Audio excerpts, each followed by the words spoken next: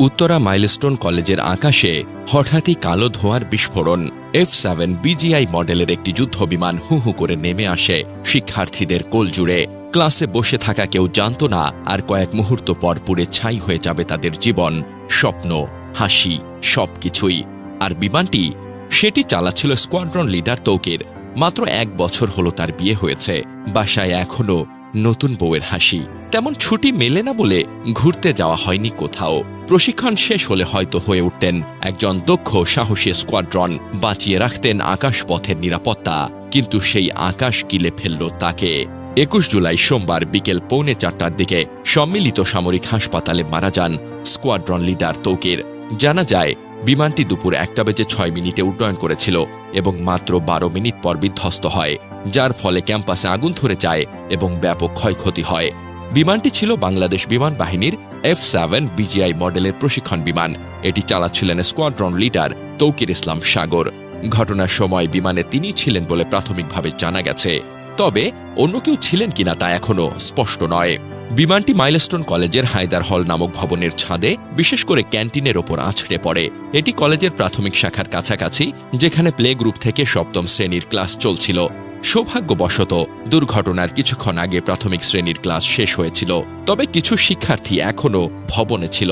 বিমান বিধ্বস্ত হওয়ার সাথে সাথে আগুন ধরে যায়, যার ফলে ধোঁয়ার কুণ্ডলী ও বিকট শব্দে ক্যাম্পাসে আতঙ্ক ছড়িয়ে পড়ে।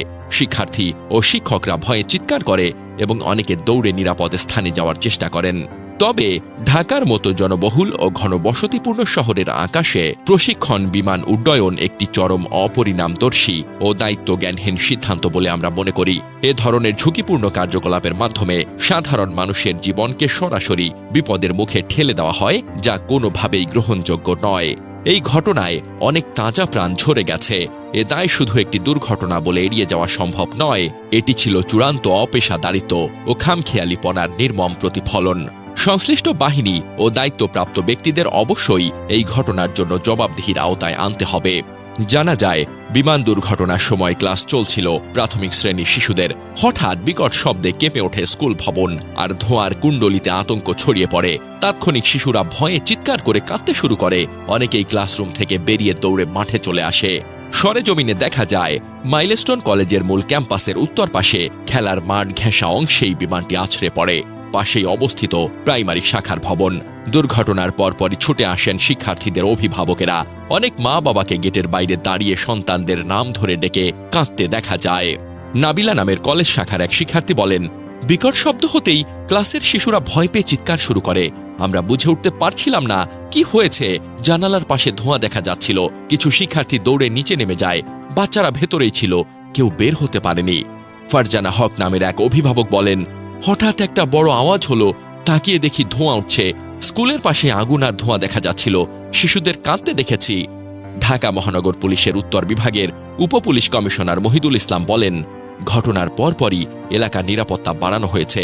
ছোট ছোট শিশুদের নিরাপদে সরিয়ে নেওয়ার জন্য আইনশৃঙ্খলা বাহিনী ও স্কুল কর্তৃপক্ষ একসঙ্গে কাজ করছে।